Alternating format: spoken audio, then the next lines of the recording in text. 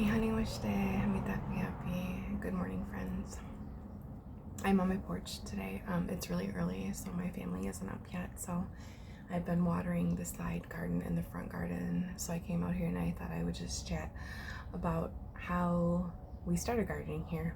I don't know if I've kind of explained that. I probably touched on it, but I haven't like thoroughly explained it. So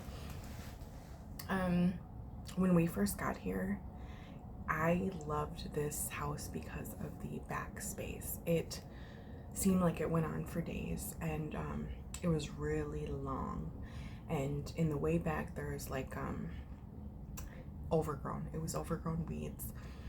There was all kinds of different weeds, and it looked like in the way back that there was a fireplace built out of a whole bunch of rocks. I did also notice when I was back there, there was random rusty tools and nails and different just particles that weren't very great. And so, and it was just open, long space. And so I loved it. There was a whole bunch of bushes back there that we needed to trim and really get, and the house itself needed a lot of work. So, but we were invested in the dream, right? So we, jumped in. And it was a great decision. I say that now looking back. In the time of it, our boys were 11 and 13 maybe a little bit younger than that, but they were younger. And like it was a great investment in teaching them, as well as investing in our home and our family and our gardening skills and homesteading and all of that. But when you're in the thick of it, right, you don't look at it, you don't necessarily feel like you're investing. It feels like hard, gritty work. And so when we first went back there, I was cutting down some of the bushes. We were digging up all kinds of particles in the ground, trying to make it ready for us to be able to plant. And I think we came in September, so we were in like the end of the growing season, but I was determined to see what I could do. That's me. And so we just got started, and I was cleaning up and like planting as I went, just little crops that were cool weather crops, and just to see what would grow. Now, that being said, I did notice that the tree, I call it the house of Wakan, but it's like the house of the sacred because that tree housed so many animals and beings. Birds were up there, squirrels had lived in there, and it's like a squirrel highway. And so what I did notice in growing or cleaning was black walnuts. And we all know what black walnuts do to other plants. They're not very friendly plant relatives. And so I was constantly clearing that out and trying to make the best of it. And yeah, it was just, there was a lot of work that needed to be done. Sorry, I had to switch up locations because I had an Amazon delivery, and that got kind of hectic. So anyhow, we were invested in cleaning that space. I was thoroughly invested. I was picking up, I made rock piles, I dug up bricks back there and I made them piles, but we wanted to recycle all of the items, not the nails and all the rusty things. Them got tossed, but it was really important to me. So all of the bushes that we harvested, we started to do compost pile. We started to burn because we use the ash in our soil. And so, and these were all things that I had learned when I was young.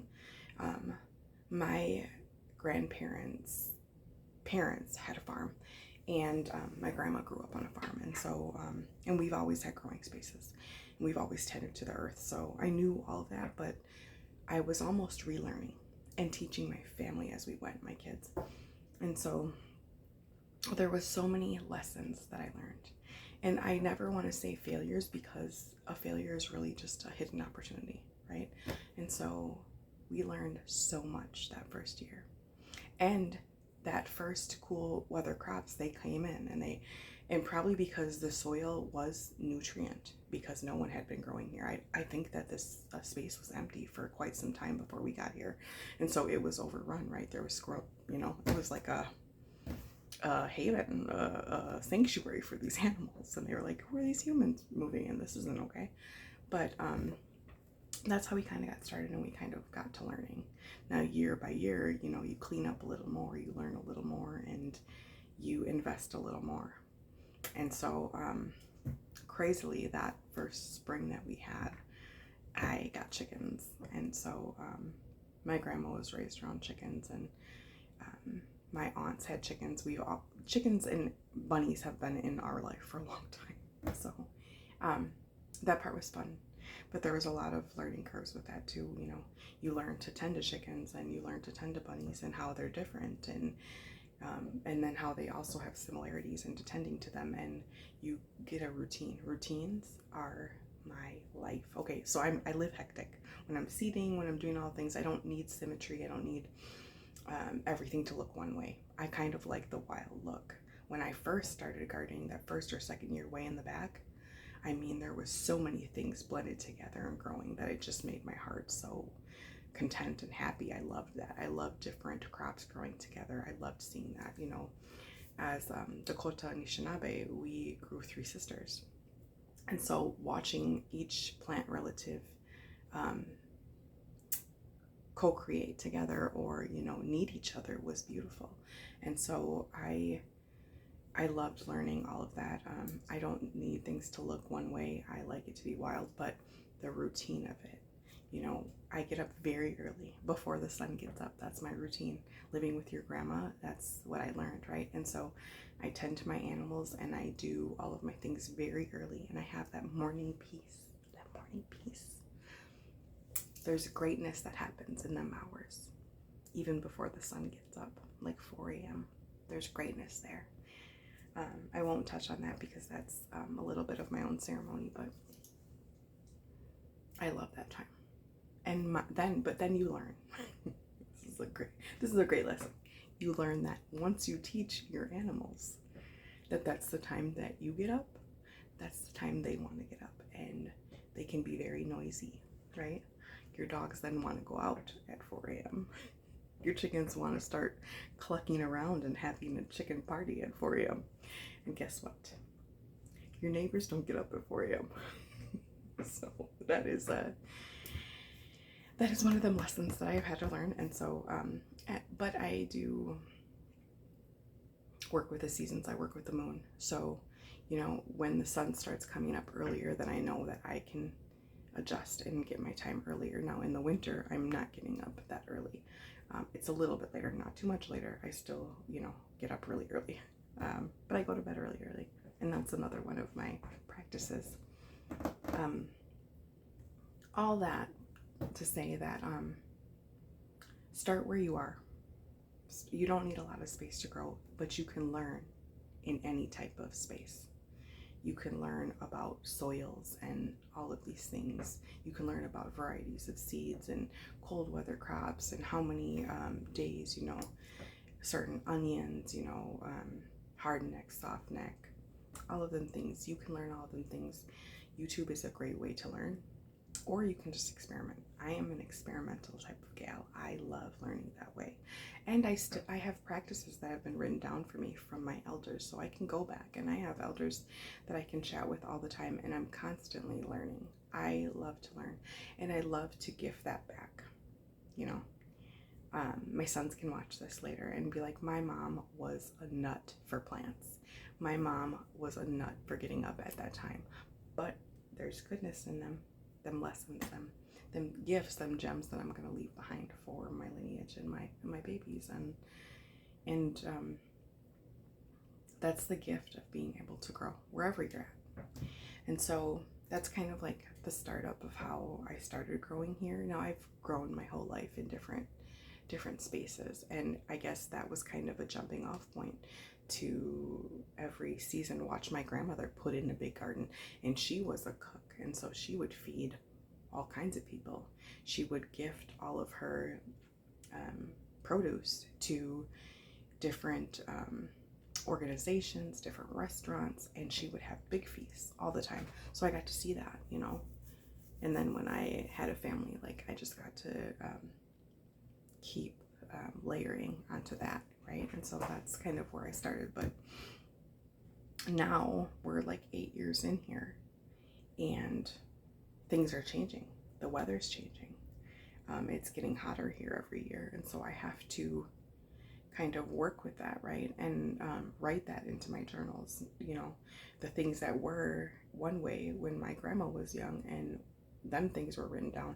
I get to look at that and I get to see that change, and I'm seeing it now in the garden. And so, and knowing that, when we first got here, the soil seemed to grow, everything seemed to go very fast, and it was really, there was more rain and it was very nutrient. And now, once you deplete that soil, then it becomes dirt and you have to replenish that ecosystem within the soil. And so, learning that and being able to share that with my family and my relatives is a really important lesson.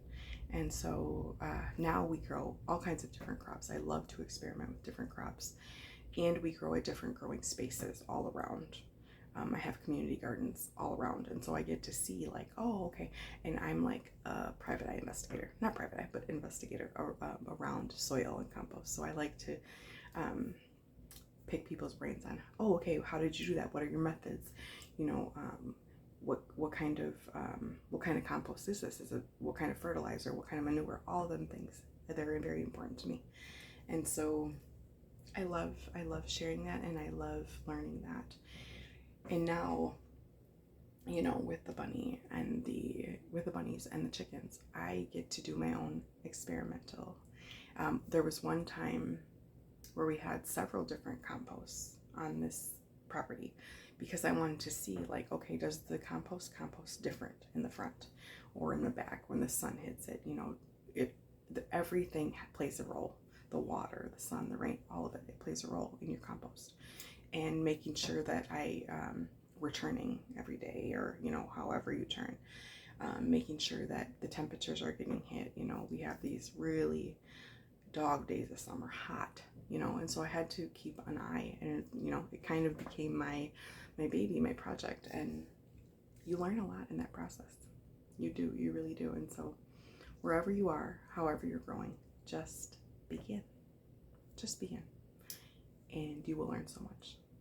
So now we have my family laughs because I will grow in any space, right? I have utilized every space to grow.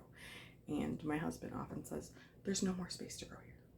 Do not make a space. There's no more space, vertical. I'm now vertical growing, like all of these things, right?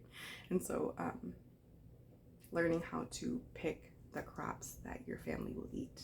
In the beginning, I was growing all kinds of things, and my family didn't eat it, but I would make them eat it, and I would gift some to my animals. And so now I'm really trying to focus in on like creating a garden that feeds us and nourishes us, and also that relationship that comes with gardening between each other as individuals. There is medicine, there is pejuta in growing a seed, starting a seed with your family, and then feeding your family with that seed, and gathering around that meal, and sharing memories, and talking about your grandparents, and talking about the future of your family. That is medicine. That is medicine. And it starts with them seeds. It starts on how you sing to them seeds and tend to them seeds. And so growing is medicine. Growing is peace. Growing is respite. Growing is calming your heart. If you have anxiety, or you suffer from headaches, or you suffer from heart palpitations, you better get your blood out there in that garden. You better get yourself next to a tree and just sit. That is medicine. That is healing. That's where healing started, is out there. I'm pointing to my garden. So I just want you to be mindful of that. I think we take for granted the things that we walk by every day. And these trees have been here maybe since your grandparents. They know things. They have a being. They have an essence. They have a heart. Enjoy them. Okay, that's a lot. That was a lot. But I'm grateful. I'm grateful to give this. Okay, I gotta go enjoy my day. See you, friends.